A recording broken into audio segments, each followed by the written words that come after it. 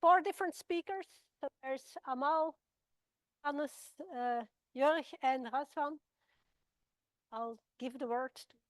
Yeah, to me. Thank you. Thank you so much for the introduction. Um, okay, so people are still sitting down.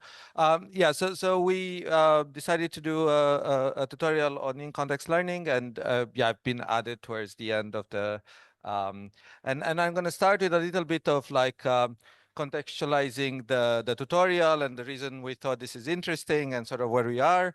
I'm going to start with the usual story. So, recently we started having these big LLMs, and it really took the field by surprise, and it feels a bit of a paradigm shift, right? So we have new challenges. It seems like we have new behaviors. And among one of them in the paper in 2020, Brown et al. Started talking about sort of in-context learning as one of the new phenomenon that are emerging on these LLMs. And it's something that people were quite interested in. And I guess sort of the question that is behind this tutorial is trying to understand a little bit what is this in context learning. So what are the, okay, I actually have slides for this. So, sorry. So what is this in context learning? So there is a question of like, what is exactly the definition of in context learning, and a brief history. Where is it coming from? Is it really something new? Is it something that we had all along? Um, Another aspect is sort of the conditions and sort of this emergence property that people talk about. Uh, yeah, we're going to try to touch a little bit on sort of our current understanding of, in what sense is emerging, what are the conditions, what are the properties of the data, of the model, what is the mechanistic interpretation of what it actually does, to kind of help us ground a little bit to understand what we talk about. There's a question of what does this mean? And I think, there's some research in this, but, and Jorg is going to talk about some ideas in this space. There is a lot to be figured out. There's a lot of questions of how this sort of behavior or this ICL thing is interacting with other things like normal learning or things like that. Um, and yeah, just sort of the high level, the way this is typically introduced. So what is in context learning? Um, in context learning is sort of this idea. So usually it's presented in a very transformer-based thing, and we're going to have like a whole discussion of whether it is a transformer kind of phenomenon or it's a more generic thing. But so in a transformer context is sort of this idea that you have the context, and what you can do is you can throw in that context a few examples of the problem you care about. So these are this demonstration. And then the model just figures out the solution, right? So you don't need to do any learning, anything. You just throw in some examples, and then the model somehow magically figures out to resolve this. And these tasks are seen as being out of distribution, whatever that means for the training. It's always a question of what that means with LLMs, but the idea is that you can learn new things that the model did not know by just throwing a few examples in the context. And then there's this understanding, and some of these things are maybe questionable. I actually don't agree with all of them, but there's this comparison where people think, well, in context learning is better because it's more practical, particularly for if you care about serving this as a system to others. It's so much easier when you can program your model by just adding some stuff in the context rather than actually interacting with the system itself. So it's seen as being quite practical and easy to use. It is assumed to be less costly. I don't know if I agree with that, but the intuition is that, well, this usually works like a few-shot learner, so you really just need to provide 2-3 examples. You don't need to label a huge data set to fine-tune the system on that in order to get these new capabilities. And it doesn't require any updates. But there is this sort of also understanding that potentially there are things it can't learn, so it's not as performant. There's a limitation to the amount of change to the function you can do by just inserting things in the context. And potentially there is no knowledge buildup, or at least sort of the way you do knowledge buildup is by adding things to the context, and because that is finite at some point, you will not be able to keep adding things. So, while in the weights you have this high-level intuition that you can still pack information more, or at least it's permits a bit more of that. And then you get surveys. Like this one is a very recent survey on in-context learning, and there is a whole taxonomy of different phenomenons, and I'm not going to go into it. That's not necessarily how we're going to approach this in the tutorial, but just so that you know that it's like really blowing up, and you know, you get sort of people separating this question in all kind of different little pieces and discussing it. So what the bit that I'm going to talk about and then pass the torch to Johannes is more of trying to answer these questions a little bit, or trying to talk a little bit about them. So whether it is a new phenomenon, does it require scale?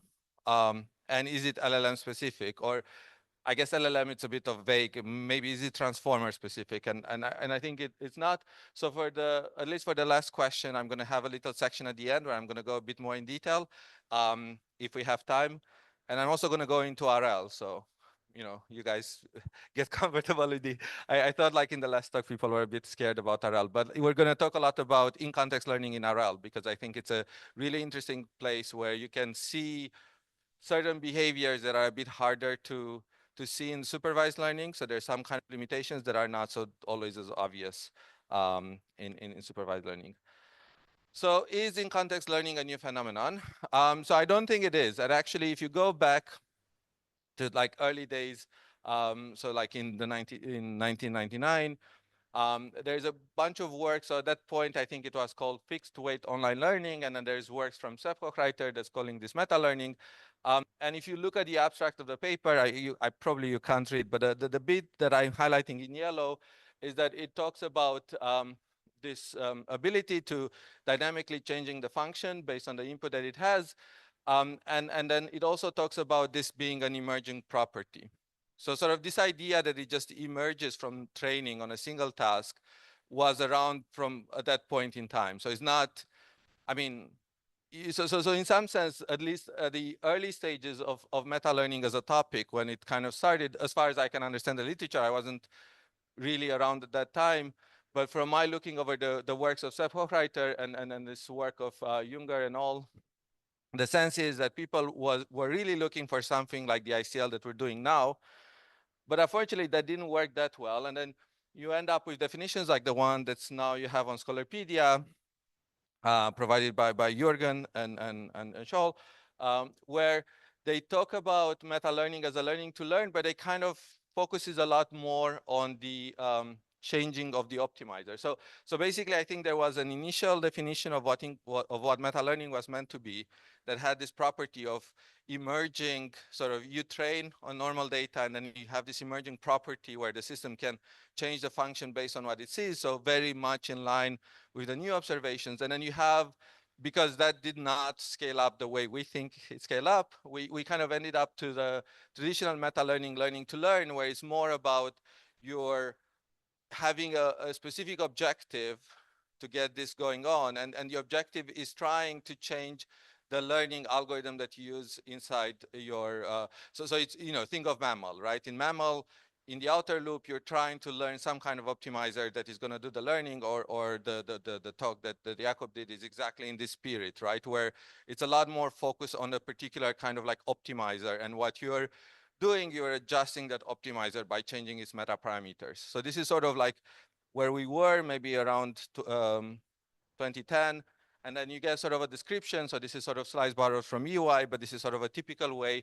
At least a few years back, if you'd go to a talk about meta learning, this would be a typical way that people introduce meta learning. So it's this idea that you have all of these learners that are working in parallel, and there is some joint hyperparameters, meta parameters, eta, that is joined for all of these learning processes, and then you end up doing backprop through all of these learning processes to learn this eta. So this is sort of the transformation of the meaning of the word of meta learning. So it started somewhere where it's very close to ICL. It kind of moved to this sort of mammal kind of behavior, and that's sort of where it got stuck. Sort of the layout of the community of meta learning, again, this will be a few years back, I guess you would get a slide like this. I think this is from one of my talks. You know, you'd get sort of these categories of different kind of meta learning approaches. And most of them are really not at all like in context learning, right? So if we're looking at gradient-based things like mammal and so forth, there's no connections to in-context learning, but then you have the memory-based work. So like RL squared for people who remember back the day, or things like that. And those do look suspiciously close to what we mean by when we're talking context learning. And yeah, so I did sort of this kind of recursion in the past just to say, in some sense, it's new because the field moved away from ICL. You know, like it started there, the definitions kind of change over time and the focus changed just because things weren't working that well. And now in 2020, we kind of rediscovered this working at scale and we gave it a new name. And we just sort of made it into a different thing, but you know, different people have different takes. So some people say it's just meta learning, it's the same thing that was before. Some people say it's different, and in some sense, everyone is right because of this sort of change in the paradigm, sort of that lasted for a few decades. But it's definitely okay. So this is sort of the memory-based stuff. So you know, you have so I have the work from Adam Santoro, from Jane, like learning to reinforce learn. So this is sort of the little. Surprisingly, a lot of these things are in RL, but this is sort of the little like DQN like agent where you just pass in and input sort of the rewards that it's seen in the past, and the system kind of learns from that to figure out what it can do. And you have the RL squared where it was kind of the same idea of trying to use a recurrent model that was looking over multiple episodes to kind of figure out what is the right policy to move forward. I was saying that going back and looking at it as meta learning and connecting to this old literature is useful. And the reason it's useful is because I feel we have a much deeper understanding sometimes of what's happening in the meta learning kind of space. So there's a lot more theory that people have worked on in the past. And some of it is potentially relevant. So you can bring back some of the theory and kind of use it to try to reason about what's going on. In particular, the paper I'm going to focus a lot more is this paper from Pedro Ortega et al. That is trying to understand sort of how meta learning appears in systems, how it evolves. And I mean, this is a very sort of, I guess it's a paper that's like deeply rooted into the Bayesian formalism. So, you know, it's not necessarily always my cup of tea. So I don't necessarily, I think Jorg can help me parse some of the things if I get lost in the way it's being presented. But the idea there, and what the paper shows, it's really in order to get sort of this kind of in-context learning behavior or meta-learning behavior, the fundamental or sufficient condition is to have a system with memory. And I like to use the word memory. What ideally you'd like to say is just a system that is conditioning on the past. From a probabilistic point of view, if your prediction at time t is also conditioned on the past, and that past includes previous episodes, that is sufficient for the system to be able to exhibit sort of in-context learning behavior. And then the way it's phrased in the paper is they talk a lot about sufficient statistics because the paper focuses a lot on recurrent neural networks, and you know, compared to transformers where you're actually conditioning on the sequence because you're putting it in the context, in an RNN, in the hidden state, you're basically computing the sufficient statistics. So you don't have the sequence itself, but you have the sufficient statistics as they're being summarized in your hidden state. And that is sufficient for you to get this behavior. And then in the paper, they also talk about sort of this process, at least from this kind of Bayesian point of view, is in some sense near optimal. And they do this coin flip where the coin is biased. And you know, like you're trying to look at the memory to see how a system can try to figure out from examples what is the bias of the coin. And you get sort of this kind of automata. So sorry, I don't know if I have a pointer, like if this works. But this is sort of like if you look at how the hidden states evolve, if you see my mouse, is this part of the plot. Oh, let's go back. And it just sort of creates this very nice structure where depending on the outcome, you move, you know, I guess sort of up or left or up or no, left or down. But the way you do this by the path you take in your memory space, you're basically encoding what is the bias of the coin. So it's almost like a frequentist way of approaching the problem where you're trying to keep track of how many it was tail or head, and you're kind of encoding this through the trajectory that you have, that you take in your memory space. So you're kind of partitioning that memory space into regions, and depending on which region in the memory space you are, you can tell what is your current belief that the bias of the coin is. And this can be brought back from a Bayesian point of view to like Bayesian inference and show that in some sense it's optimal way of trying to do this inference. And in the paper as well, it makes sort of this comment that it's not just about having access to the past, so it's not just about the conditioning, but you also need to have there are certain properties of the data that helps doing this. So in some sense, the paper kind of has all the components that you would expect now when you're thinking about ICL. Kind of trying to make the same arguments, and sort of just to go a little bit into into the details of it. I guess sort of their point is the way the argument in the paper kind of works is the point is if you have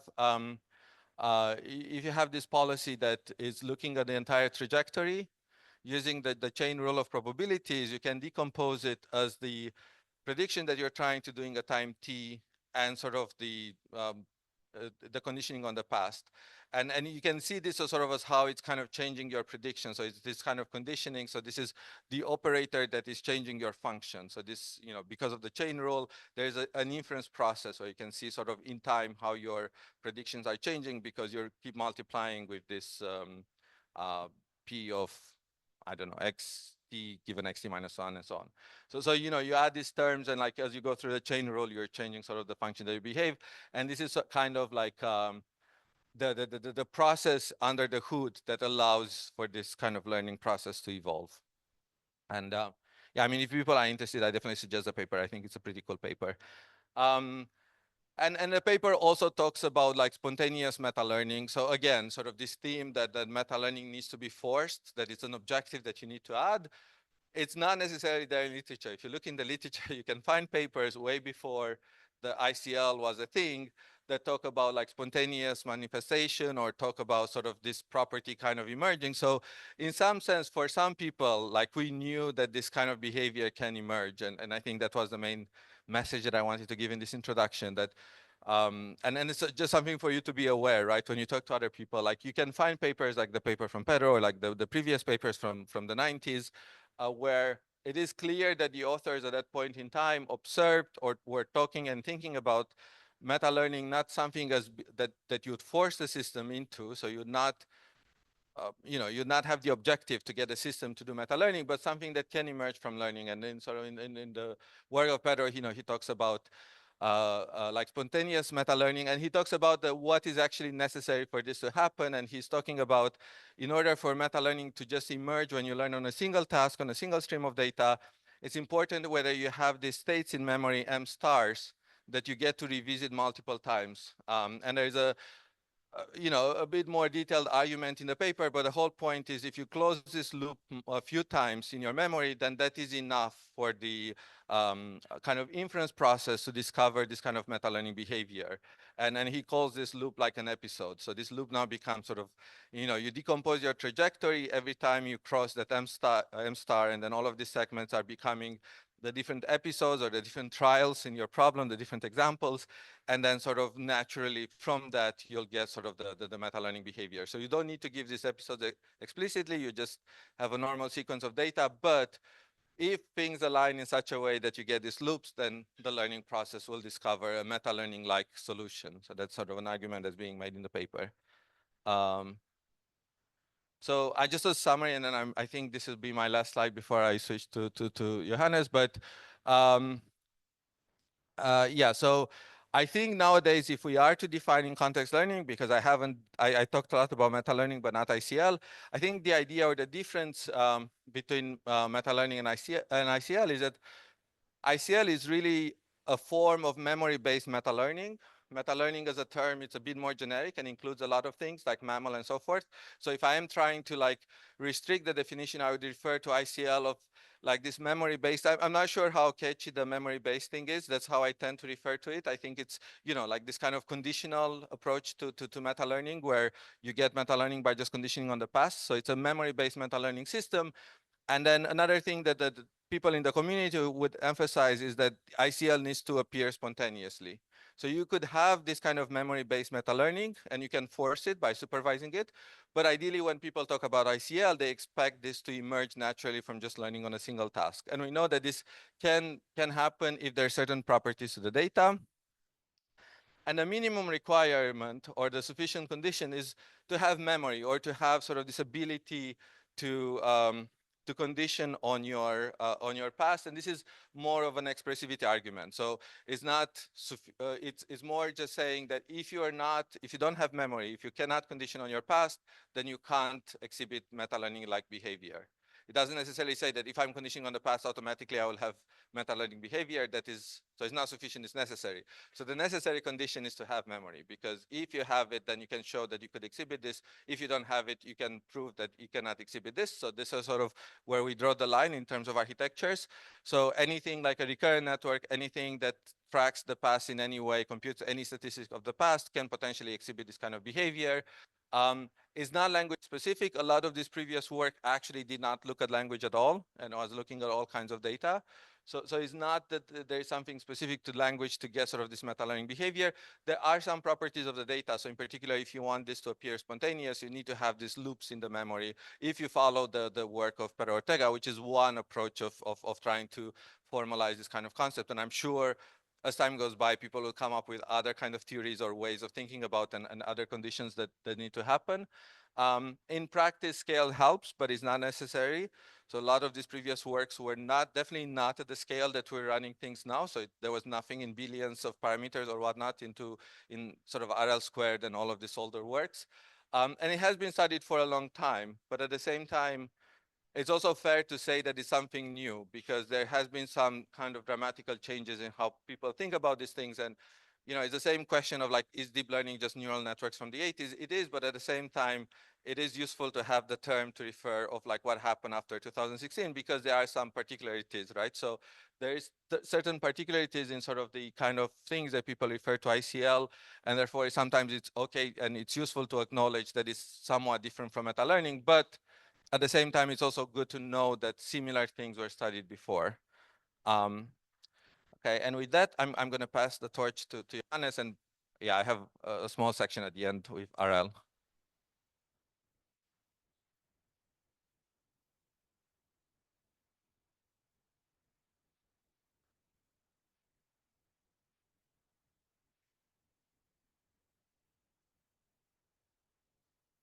Hello. Thank you, Razvan, for the nice presentation. Are there any questions in the chat already? Because, yeah, I cannot see. Yeah.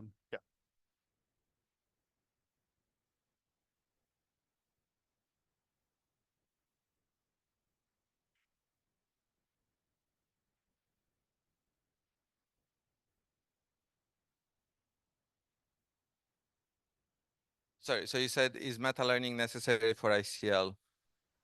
How do you define meta learning in this instance? Because to me, ICL is it's a form of meta learning. So they're not separate things. Sure. So the point is that meta learning, okay, so my point is that meta learning at its core, the definition did not require any change of parameters. So like this kind of memory condition meta learning, like RL squared, it was called meta learning. It was one way of doing meta learning. So initially there were multiple ways of doing meta learning. Somehow everyone got obsessed with MAML because it was working so well. And now people say meta learning is MAML. But MAML was just one little branch of a lot of different things. And one of those things was just sort of this recurrent neural network memory condition thing, which was also popular at some point.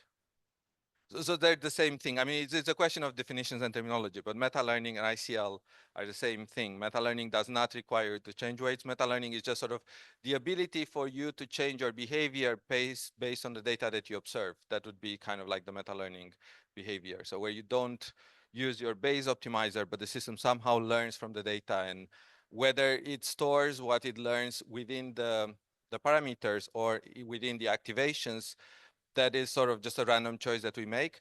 I think it's also important to acknowledge that, like, if you talk to, and I'm not a neuroscientist, so I might say something stupid, but if you talk to people from neuroscience, they really don't have this definition of like weights and activations. And, memory is memory, whether it goes into the weights or like in the synaptic connections, or whether it goes through the activation. That's not definition. It's just in ML, we tend to make these very strict differentiations where we have activations and we have weights and we call memory only what's in activation. But yeah, this is just sort of an arbitrary choice that we make. It's not, sorry, is there like any, oh. I kind of want to make a point to that. Maybe the way I would see it is meta more refers to there are two levels of things happening. And there's like the episode level, I guess, in your LSTM scenario, that would be separate sequences that you kind of feed. But then there's also this level of individual examples within that sequence episode or so. So, and I guess that's what you mean, right? There are like two levels of things happening. And what the mechanisms are to integrate informations within that or within that is. Any other question? Yes. Sorry. There's a question.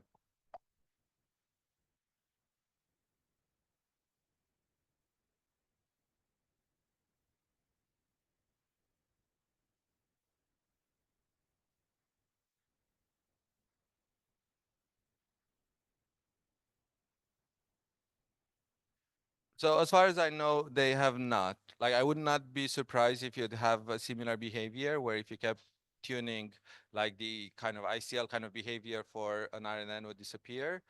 But it has not been, or at least I would not know a citation but I would expect it to be the case. It just, anything else? Cool. Sorry. Yeah, hello, my name is Johannes, and I will talk a bit about the mechanistic view of in context learning. And yeah, who of you have heard about mechanistic interpretability? Ooh, many people. That's nice. I mean, I also don't really know what that means actually, but Razvan warned me that people will ask maybe what that is and why we would care about it. But yeah, so, get started. I mean, I got interested, and many other people, I think, got interested in context learning, or basically that paper pushed out also the name out of it. I think was this paper by OpenAI. I think there was GPT-3 that is called "Language Models Are Future Learners," and they have this quite nice figure in the paper where they show what they mean with that. And basically, you train your transformer model on a huge corpus of text. So that is like the purple arrow that goes here in the right direction. So you learn the parameters of the transformer by SGD. And they call this the unsupervised pre-training phase. And then what they saw is that if you use that model during test time and explain a task, for example, addition. So they give a couple of examples how addition works in text. Then the model seems to be much better if you provide another example. So test conditioned on that training set, that small training set that you give in context. And so there's some form of learning happening here. And interestingly, there are no parameter updates. So that learning kind of happens during the forward pass of the transformer. And many people, including me, got interested in that and asked what happens inside that model. So to abstract away a bit how, so what's happening here, get a sequence during pre-training, and you give that to the transformer, so that will be denoted as context C here. You will have a final token that we call the query. The transformer model has some parameters theta, and you get an output. So the transformation of that token is called T theta, and that's also, of course, conditioned on the context. And your training, you feed that into a loss, you obtain a gradient and update your parameters. And then what happens during test time is that you something like a data set. So now you provide so input output examples of a data set, for example, this addition data set, and you measure the performance of the output now on well, help or test data that corresponds to the query. And the question during pre-training to allow for this generalization of this behavior to work, right? So we changed from a setting you see the sequence and you always predict the next token, and then during test time I changed like a data set. And I think viewed like this, it also doesn't seem to be a distribution behavior, but still sparked a lot of interest. But yeah, if you just consider the yi as some x plus 1 here, not too much changed. Okay, so the outline of the talk of my section will be way about like a mechanistic. Then I will talk a little bit about two kind of major views of ICL or the mechanics of ICL, and then have lights on like architectural perspective as ICL, also looking at ICL in other architectures and transformers, and a couple of benchmarks that might be helpful to get started also to working on this. Okay, so what interp or mechanistic interpretability? Like I have like a simplistic view here. You can do machine learning, so you get some insight, some understanding, mathematical or physics or neuroscience. I mean, has many influences. And you put these into designing new algorithms. You change how you present data to the model, whatever you want. And that leads to hopefully improved models. Improved models doesn't really mean just better performance, but could be also other metrics you care about. And now kind of mechanistic ability take these and tries to understand as close as possible or best possible what happens inside. And somehow I think that this can lead to further insights and understanding. So it's kind of closing this loop. Like you can get an insight and understanding many different ways, but that's one way of motivating why mechanistic interpretability is something useful. Although I have here like me and my colleagues laughed about this for weeks. Tweet from our colleague Ben Recht. I mean, he's not at Google, but just like also like one in our community, who says like I have zero nice ability. People find ways to waste their time on the silliest of things. And yeah, I immediately like that post here. But yeah, it's also called mechanistic interpretability, but he doesn't really care. So I'm just saying it's doubtful if actually mechanistic interpretability will be useful. But yeah, for me, I think viewing it kind of in this way has been quite fruitful in last year. Okay, so like a super crude definition of what I mean with mechanistic study, mechanistic interpretability. For me, it's like an exact as possible study of the in-context learning algorithm implemented in a neural network. And so the major or the main goal is to give theorems to provide with mathematics like a tool, or with mathematics to understand what actually is the learning algorithm implemented in that, characterize it, and so on. So we will see a little bit of this in the talk. Then the second goal of the talk will be to in context learning characteristics or behavior with existing well-understood learning algorithms, so that at least gives some intuitions on what might happen in the neural network, although we don't fully understand it. Then the third goal of the talk will be to show results where we can of in context learning that we get when we train toy models to actually performance to large scale models. So you study very closely, or you just study in context learning in toy models, and that actually, like for example, you design a model that is better in context learning, that actually scales to larger models. So again, gives you some notion of usefulness of MECINTERP or like this approach. I mean, we also talked about it this morning. There's obviously always a theory practice or practical gap. And that also exists here. Okay, so to get started on the mechanics of ICL, we will focus mostly on a transformer architecture. And yeah, for those who don't know, the transformer has a couple of ingredients. So words are tokenized, and embeddings of these high dimensional vectors are presented to the neural network. So yeah, token that's like a part or one word part of a work.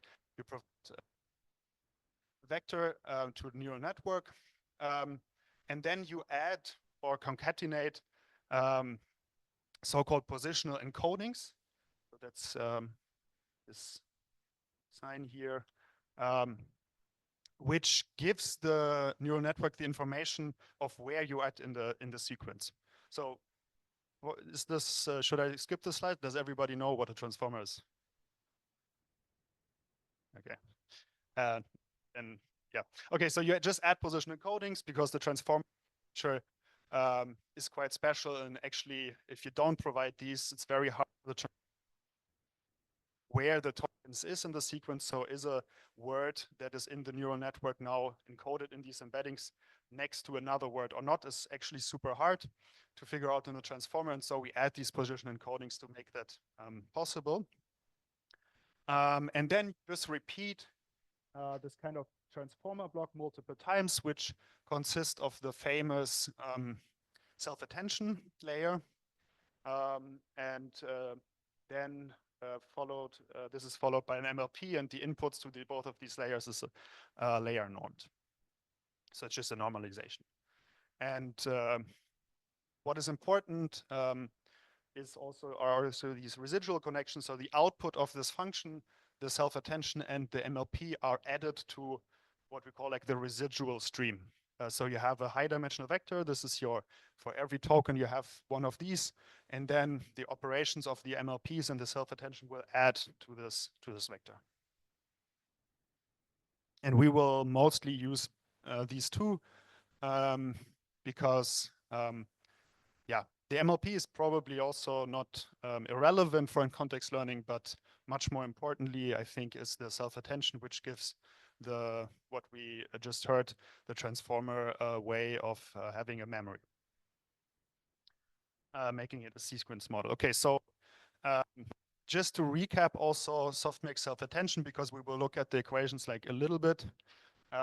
So what it does is it updates all these tokens with this. So this is a single token here, this EN, the last token denoted by N in my sequence. And what is added here is a weighted sum of the columns of this value matrix. And the weight is determined by the softmax operation, where I intuitively compare the closeness of the query to the keys in my sequence. So for every token in the sequence, I compute a value and I compute a key. I compute the softmax of all the keys with the given query. And all of these are linear projections of my tokens. Okay. So that is like, if you don't know the softmax self-attention operation, it's not so easy to wrap your head around. I hope at least those of you who have seen it can now remember it a bit better. And yeah, you can visualize it a bit like this. So you have your final token, the EN token. You compare the closeness of this EN token to all the other tokens in my sequence. And then I transform all these tokens as well. So these are the value columns, and I add, depending on how close they are measured by the softmax, I add them to myself. Any questions? Yeah. Sorry?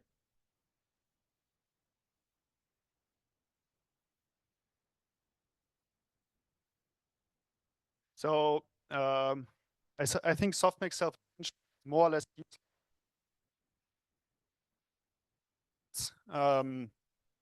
And also the multi-head, I think in the current Llama 3 model, which is open source, they use this grouped query multi-head. Anyway, like the softmax self-attention is more or less the same.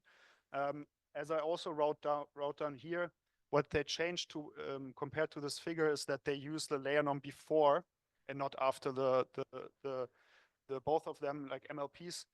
Of course, the MLP are now replaced mostly with these mixture of expert layers. So there are a couple of changes, but I would say more or less like the architecture stayed the same. One important ingredient is actually that people nowadays don't use this quite simple additive position encodings anymore, but they use rotary encodings or even more fancy versions, which are usually added at every layer directly inside the multi-head attention, so they don't.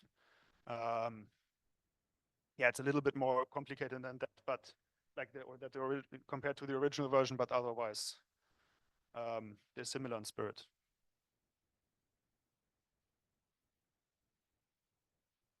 Okay, now all know what the most important ingredient for in most novel, let's say, ingredient in transformer is. We can directly jump into in context learning, and I think one of the most most important kind of work is a battery of papers done by from Olsen et al. And discovered a so-called induction head, which does some rudimentary form of on-context learning. And so part of the presentation will be to understand that, and then we will view in context learning a little bit differently. But okay, so visualization here from so what an induction head does is assume you have just a random sequence of tokens, and you repeat parts of that sentence later on. So you can't see this, unfortunately, but there's a ... here in the middle. So you have just assume you have a random sequence and you just repeat it.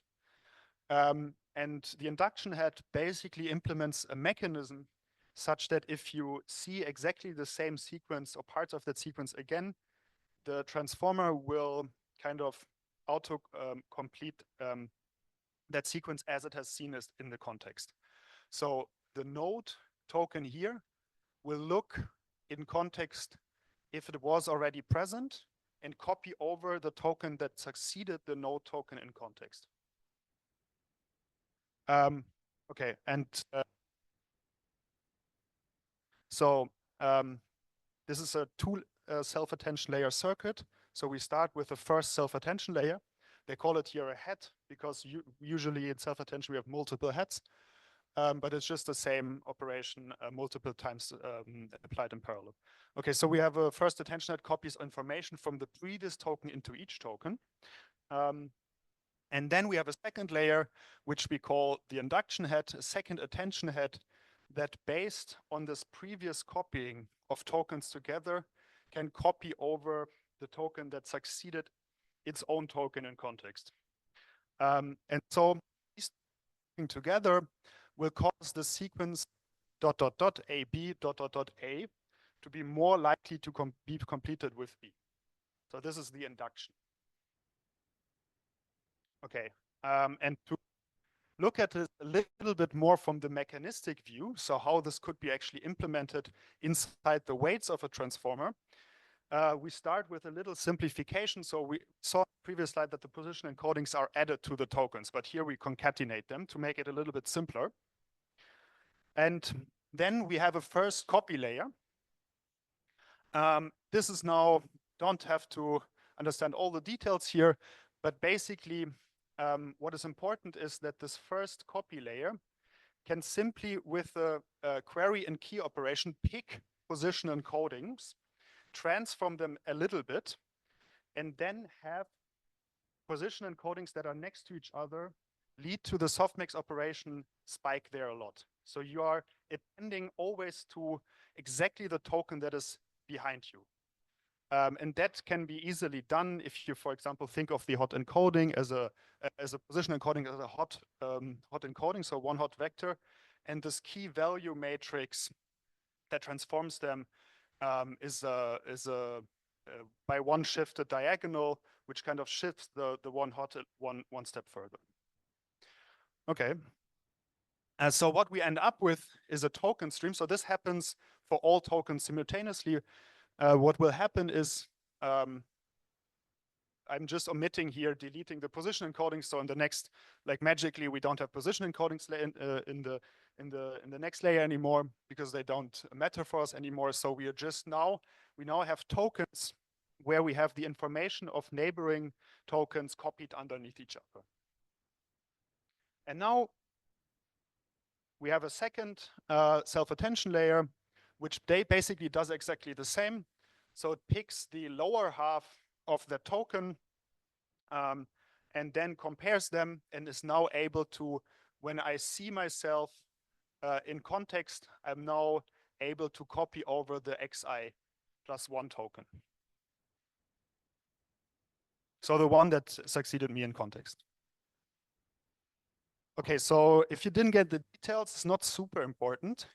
What is important is that one insight is that you can view this residual stream. So this high dimensional vector the tokens are lying in as like a fixed memory, which can hold multiple of these input tokens. And with softmax self-attention layers, you can easily add, subtract, and copy over information from one token to the next. And usually we train a sequence model in a causal way, so you cannot look into tokens in the future. So you can only do that with tokens that are in the past. And yeah, there are various resources online that explain this quite nicely visually. If you want to have a closer look. Okay, so what does induction head do? So now what you want from a sequence model is that if you see more data in your sequence, you get better in predicting the next token. So you could be the same, but you shouldn't get worse. But what you actually want is that there's information in the sequence which allows you to predict the next token better. And so this is exactly what happens. So when you identify these heads in the transformer, so here they trained on language, 2, 3, 4, no, 1, 2, and 3 layer transformer, attention only transformers. They see that if you have only one layer, you more or less like have constant perplexity. And then when you get 2 and 3 layers, you get this jump of the in-context learning score, meaning that if you subtract the loss of a token, I think it was token ID 1000 with the token ID 50, you have here a negative, what they call an in-context learning score. So you just subtract the loss. So you get better in predicting the next token when you have 2 layers, and then they take great care of it, of really identifying that the induction head is the mechanism that leads you to do this. Yes.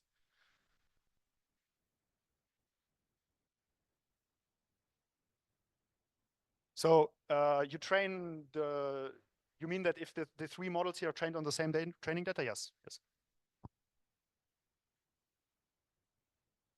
Another question? Okay, so I'm not going into details. Actually, already like should end in a minute, I think. But recap is that if you train a transformer model on language data, they develop these induction heads. And this is a very rudimentary form of in-context learning. So again, you train on next token prediction. And then during test time, if you see that is already present in your context, the model is quite likely to output, or more likely to complete the sequence with a succeeding token in context. And now the question is somehow, if you, for example, exchange here the data set, if you would actually, I mean, usually, of course, we don't have exactly the same query, but if you have a query that is similar to one of the inputs or this input data that you consider in your in-context learning data set, you are more likely to output Y. So concluding, this induction mechanism happens if you train transformers on language. And the ICL, or the in-context learning mechanics, are quite reminiscent of kernel regression. So this is because the second layer, so softmax self-attention anyway, is quite close to this, especially if you consider softmax self-attention happening on this second layer here.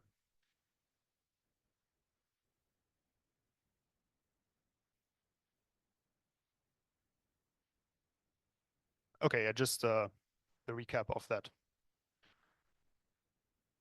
Okay, so I'm just going to speed up a bit, so there's another line of work that looked at context learning more from a gradient descent perspective. So, like, is it just the induction head, or can there be potentially something more powerful implemented in the transformer architecture?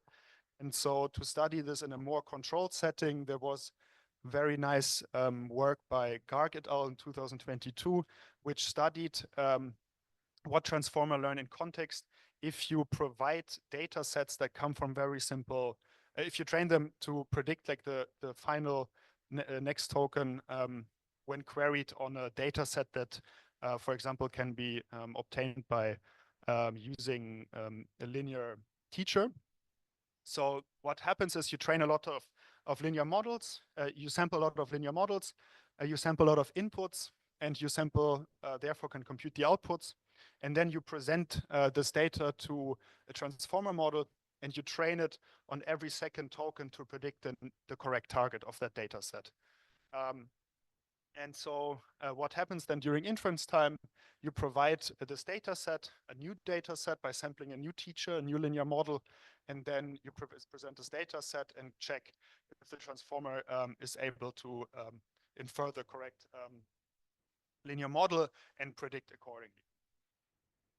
And so what they show is that they compare like the transformer performance here with three different methods, least square, three nearest neighbor, and just some averaging, and observe that the transformer behaves very closely to the least square solution. And then if you check what happens if you use a little bit out of distribution data, so you change the skewed covariance, you make the data set noisy, or you provide data in different orthons, what happens, and the transformer still behaves very closely to least squares, and even shows here in this case double descent curve. Yeah, just to speed things a little bit up, so what you can do, and there have been also multiple papers studying this, is to look at softmax self-attention, but get rid of the softmax operation here, which makes this model actually super close to something fast weights that was invented by Schmidt-Huber in '91. So coming back to novelty of textures and the phenomenon itself. And what you can show is that if you wire up again, like mechanistically, the weights in a correct way, this actually implements a gradient step on squared error loss, regression loss. So after this copying a single layer of linear self-attention, so we omit this, can implement a gradient step on this loss. Actually, I was promising this, you can actually prove that you can actually prove it. So if you present a single layer of self-attention on these data sets, tokenized in the correct way, already copied together, you can actually show that this is going to happen mathematically. Extremely clean weights that actually correspond to this gradient descent.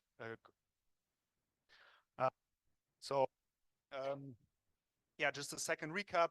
If you train transformer models on these very data sets, what you also see is that they are, in fact, more are able, at least the question is, of course, how well this generalized to softmax self-attention, because this theory is only for linear self-attention layers.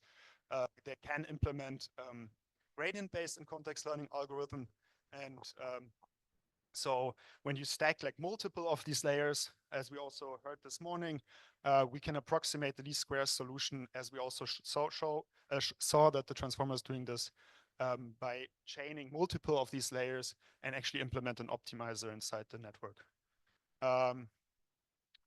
Okay, so just to recap, so the mechanistic explanation for GD is, again, this copying exactly as the same as in the induction head, and then having the self-attention layer implement this gradient step.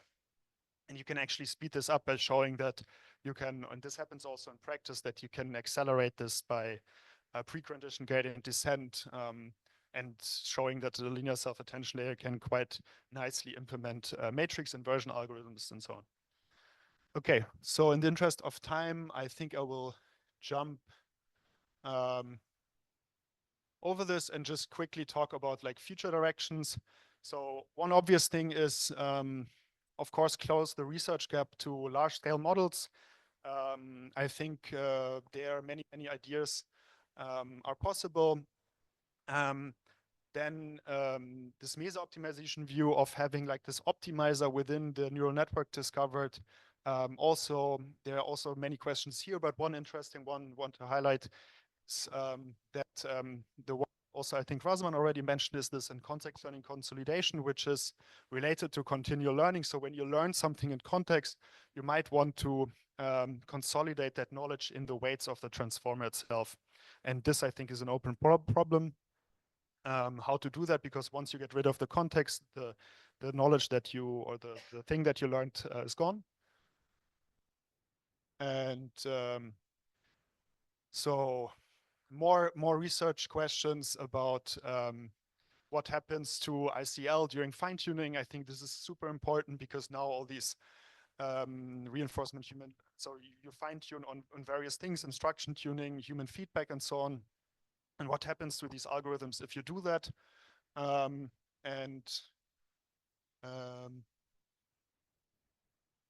Yeah, I cycled here something, another phenomenon that is quite interesting in language models called chain of thought reasoning.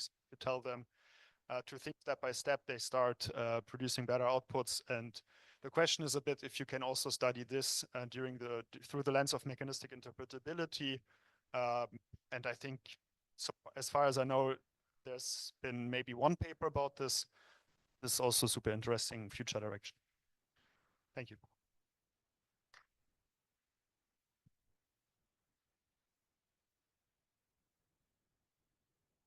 Question?